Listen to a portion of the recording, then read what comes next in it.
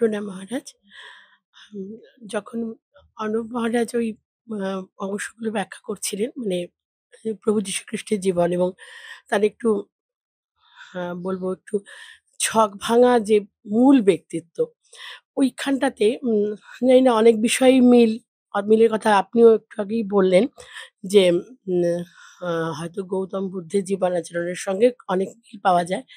আমার কেন জানি শুনতে একই সময়ে মনে হচ্ছিল, আমার এই বাংলার বুকেই মুসলমান শাসনের একটা খুব খারাপ সময়ে ধর্মপথটি প্রচার করতে গিয়ে খুব বড় সমাজ সংস্কারের কাজ একজন করে গেছেন। তিনিও এরকম একজন, তাকেও এরকম একজন বিদ্রোহী স্পিরিচুয়ালিস্ট বলা হয়। কিন্তু আমার যেটা একটু জিজ্ঞেস করার, ইহুদি সমাজ তখন সত্যিই সব দিক থেকে হয়তো পিছিয়ে পড়ায় অত্যাচারিত। পড়াশুনো বা জ্ঞান লাভের এমনিতেও কোনো সুযোগ নেই। তো এমনিতেও যখন কোনো ধর্মপুরুষ আবির্ভাব হয়, যাকে ভাবা হচ্ছে রেস্কিউয়ার বা পরিত্রাতা। তা এরা কি মানে নিজের কাজের মাধ্যমে সমাজ সংস্কারের কাজটা করেন? না মানে আমার কাছে লোকে জীবন জিজ্ঞাসা নিয়ে আসছেন। তাদের আমি জীবন পরিবর্তনের জন্যে কিংবা কোনো একটা ভালো দিক দেখিয়ে দেওয়ার জন্যে যখন কথা বলছি, এইভাবে ভিতর থেকে চেঞ্জ হচ্ছে। মানে এইভাবে আমি সমাজকে পূর্ণ একটা সংস্কারের দিকে নিয়ে যাচ্ছি। যেমন শ্রী চৈতন্যদেব করতে পারলেন। বাংলা, বিহার, উড়িষ্যা জুড়ে যে বিপুল ধর্ম একটা আন্দোলন হলো এবং তাকে একজন প্রখ্যাত একজন আ সমাজ সংস্কারকও বলা হয়।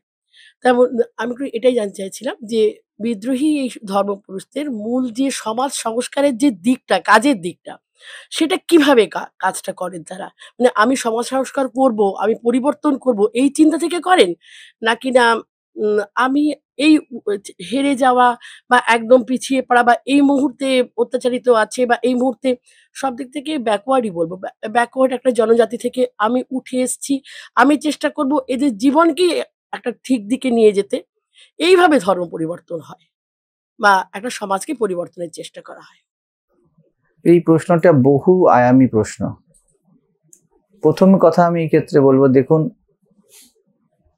আমি যখনই আপনারা কেউ জিজ্ঞাসা করছেন, আমি খুব হেল্পলেসলি নিজের ভিতরেই উকি দিতে পারি, আর কোথাও উকি দিতে পারি না। কারণ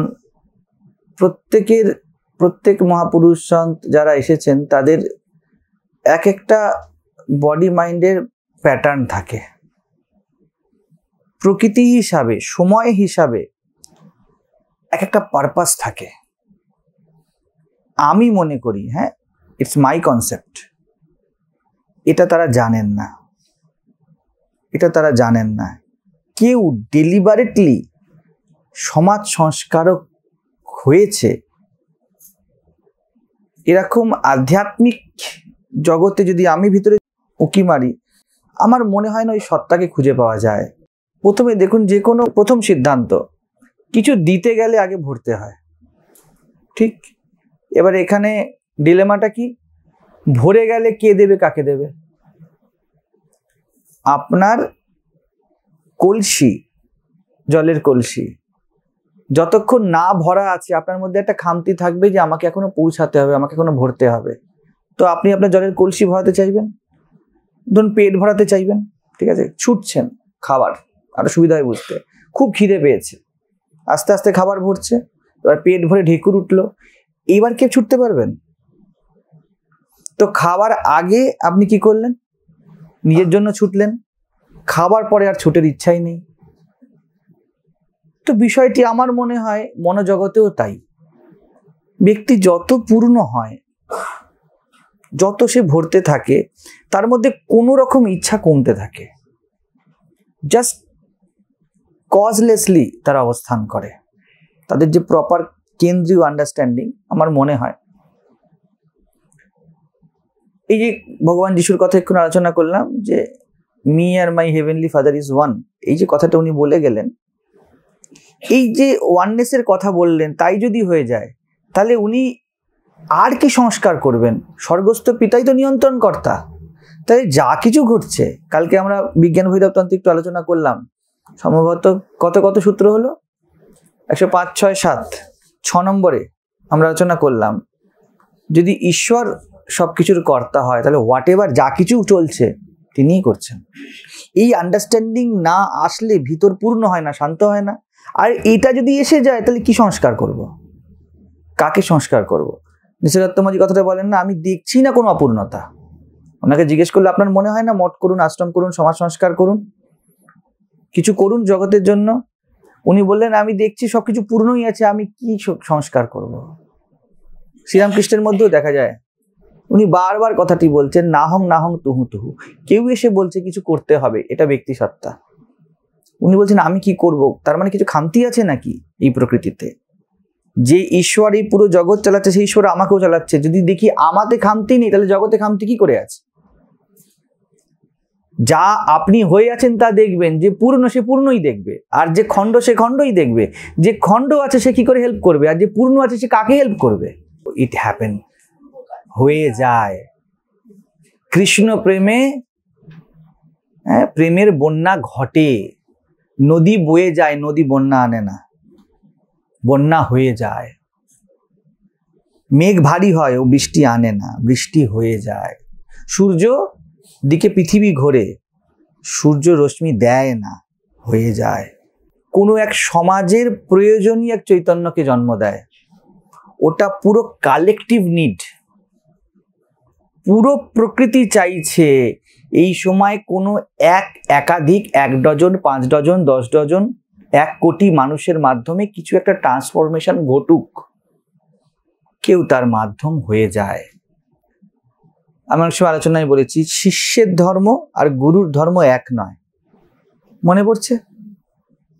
এইখানে যেই স্তরে আমরা কথা বলছি, একজন সন্ত, একজন মহাপুরুষের দৃষ্টিকোণ, ওনার মধ্যে দুটোই আছে। আমি আমার ক্ষেত্রেও বলেছি, আপনাদের ক্ষেত্রেও আপনারা দেখবেন তাই আছে। ভিতরে একজন আছে যিনি গুরু, আর ওই গুরুর কাছে আপনি শিষ্য হয়ে শোনেন, ওর কথায় ওঠেন বসেন। ধারণা করতে পারছেন? কারণ আমি বোঝাতে পারবো না। আমি আপনাদেরকে অনেক সময় বলেছি, আপনারা যখন কিছু জিজ্ঞাসা করেন আমি একজনের কাছেই প্রশ্নগুলো নিয়ে যাই, উনি কি বলেন। আমি বলতে শুরু করলে কি হবে, যে মিস্টার ব্যানার্জির প্রথম থেকে যা যা সংস্কার সেগুলি আসবে। উনি ছোটবেলায় কি বলেছিলেন, ওনার মা কি শিখিয়েছিল, বাবা কি শিখিয়েছিল, উনি কোন স্কুলে পড়তেন, উনি কালো মানুষ পছন্দ করেন না ফর্সা মানুষ পছন্দ করেন, সব জায়গাতে এই ন্যারেশনগুলো তো সে তৈরি করবে না, মিস দেবনাথ তৈরি করবেন, মিস গাঙ্গুলি তৈরি করবেন, তো এইভাবে তৈরি হবে। ইনি শিষ্য। ঠিক আপনাদের সত্তা বা একজন সন্তের সত্তা ওরকমই থাকে, সে কথা গুরুর কাছে নিয়ে যায়। স্বামীজি বললেন আমি যা বলছি তার কথা, আমার কথা না, তাই তো নরেন দত্তের কথা বলবো। তো মহাপ্রভু যখন কথা বলছেন বা কোন একজন মহাপুরুষ যখন কোনো সো কল সমাজ সংস্কারে নামছেন, উনি ওই অন্তরস্থ গুরুর আদেশে কর্ম করছেন, নিজের সত্তা থেকে ব্যক্তিত্ব থেকে নয়। তার মধ্যে যেমন কন্ডিশনিং, পুরো সমাজের যেমন কন্ডিশনিং, এই দুটোর প্যাচআপ হয়ে যায়, এবং প্যাচআপ হয়ে গিয়ে যেটা ঘটার ঘটে যায়। আপনি প্রজ্ঞা লাভ করেন, ধীরে ধীরে আপনি যত এগান, এটা কোনো বিন্দু নয় প্রজ্ঞা যে হ্যাঁ ডান হয়ে গেছে এবারে ছুটি, এরম কিছু থাকে না। অন্ততপক্ষে মুক্ত পুরুষদের কোনো ছুটি নেই, ছুটি নেই এটাই মেনে নিয়েছে, তাই এবার মুক্ত হয়ে ঘুরে বেড়াচ্ছে। আপনি যদি মনে করেন আপনারা যে এই একটাই বাড়ি বা একটাই ফ্ল্যাট সারাক্ষণ দেখছি, কত বন্ধন বোধ হতে শুরু করবে, কত ফ্ল্যাট বদলাবেন, দুদিন বাদে আবার মনে হবে একটাই বাড়ি একটাই ফ্ল্যাট, একই পর্দা একই দেওয়াল। মুক্ত পুরুষরা এই একই পর্দা একই দেওয়ালে থাকার টেকনিক শিখে যায়, প্রত্যেক মুহূর্তে নতুন পর্দা দেখতে পায়, নতুন আলো দেখতে পায়। ওই ব্যালকনি থেকে যে সূর্যের আলোটা পড়ছে, ওরা দেখে নতুন সূর্যের আলো এসছে, পুরনো সূর্যের আলো নয়। ওই যে গাছটি সামনে দাঁড়িয়ে আছে, ওই গাছটি কালকের গাছটি আর নেই, ও একটু বেড়েছে। তো চেনার মধ্যেই অচেনাকে তারা দেখতে পায়। তো জার্নি কখনো শেষ হয় না, তারা ম্যাচিওর হতে থাকে প্রত্যেক ব্যক্তি। রমন মহর্ষি জিয়াজ্ঞে, উনি ম্যাচিওর হতে থেকেছেন। কি বলছেন শ্রীরামকৃষ্ণ? অবশ্যই উনি বলেছেন যতদিন বাঁচি ততদিন শিখি। তো কারোর শেখা শেষ হয়ে যায় না। তারা যত এগোতে থাকে, তাদের যে রিলম, তাদের যে ঊর্জা, তাদের যে অরা যেটা থাকে বলা হয়, তাদের যে উপস্থিতি, তা ম্যাচিওর হতে থাকে এবং তাদের মাধ্যমে সমাজ সংস্কার ঘটতে থাকে। মহাপ্রভু কি করতেন? সেবা সাদী যদি না আসতো, পিটার জোসেফ এরা যদি না আসতো, জিসাস কি করতেন? কিছু করতে পারতেন না। তো এরা কোথা থেকে এলো? প্রকৃতি কর্তৃক নিয়ন্ত্রিত হলো। এখানে গুরুতা জেগেছে, আসো, তাদের মাধ্যমে কাজ ঘটবে। এবারে মহাপ্রভুর স্পেসিফিক উদাহরণ যদি নেওয়া হয়, মাথায় রাখুন, শিষ্যেরও কিছু সংস্কার আছে, আমার কথা বলার একটা টেকনিক আছে। আমি বাঁ হাত তুলে কথা বলছি, কেউ ডান হাত তুলে কথা বলে, ঠিক? এটা কি? এটা আমার কনসেপ্ট, আমার কনফিগারেশন।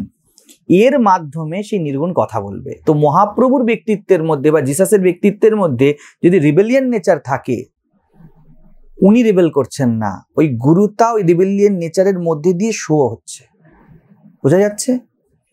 যে নিমাই কথায় কথায় তর্ক করত, মনে করুন ছোটবেলা থেকে, এই পণ্ডিতকে হারাচ্ছেন, ওই পণ্ডিতকে হারাচ্ছেন, তখন কৃষ্ণপ্রেম তার মধ্যে জাগেনি। তার মানে এটা নিমাই মিশ্রের ইনহ্যারেন্ট ক্যাপাসিটি। উনি তর্ক করতে পারতেন, ঠিক আছে, উনি একটা আবেদন রাখতে পারতেন।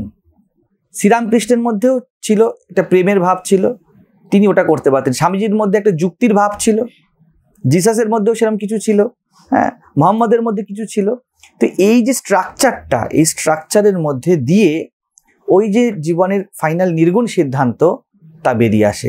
যেহেতু এই স্ট্রাকচারের মধ্যে দিয়ে এসেছে, সেই জন্য ওনার যে এক্সপ্রেশন, ওই এক্সপ্রেশন দিয়ে বেরিয়ে আসেন। আমাদের মনে হয় ব্যক্তি করছে, ডেলিবারেটলি করছে। শ্রী মা শারদার কথাই বলবো, মা খুব সুন্দর কথা এই ক্ষেত্রে রিলেভেন্ট বলেছিলেন। জানো তো, আধ্যাত্মিক মানুষরা যখন কিছু করে তখন তা পুরো এক মন হয়ে গভীরভাবে করে, তাই তা দেখতে আসক্তির মতো মনে হয়। আপনি যে অংশে বলছেন যে মনে হচ্ছে যে উনি এত প্যাশনেটলি কাজগুলি করছেন, এটা ওনার প্যাশন না, there is no me as such, ঠিক আছে? জাস্ট ওই প্যাশনটা ওনার বডি মাইন্ডের প্রোগ্রামিং। উনি যখনই যা করেছেন বড় ডুবে করেছেন। বিষ্ণুপ্রিয়াকে ডুবে ভালোবেসেছেন, এবার কৃষ্ণকে তো ওই ভালোবাসায় নিয়ে যাবেন, এবার ডুবে আধ্যাত্মিক হবেন।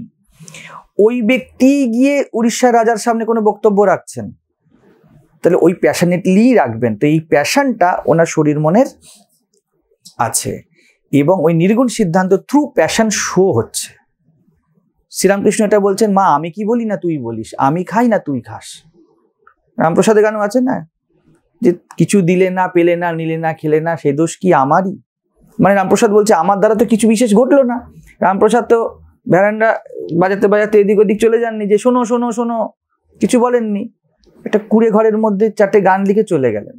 তো বলছে সে দোষ কি আমারই, যদি দিতে পেতে নিতে শুতে দিতাম খাওয়াতাম তোমারই। কথার ভাঁজ দেখুন,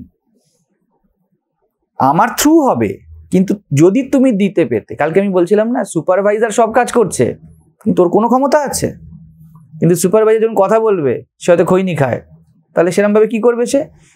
বসের যে কখনো স্মোক করে না, হয়তো মারোয়ারি বস, খৈনি খেতে খেতেই বসের আদেশ বলবে, তার মানে কিন্তু বস খৈনি খায় না। এই অর্থে আমরা বলি কারোর কথা সত্য একদম 100% সত্য হয় না, কথাটা বসের বলছে, কিন্তু খৈনি খাওয়াটা ওর সংস্কার, ঠিক আছে?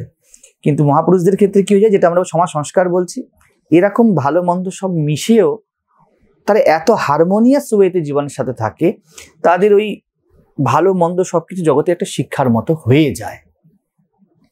এবার আমি বলছি এটা কিন্তু আমার কনসেপ্ট।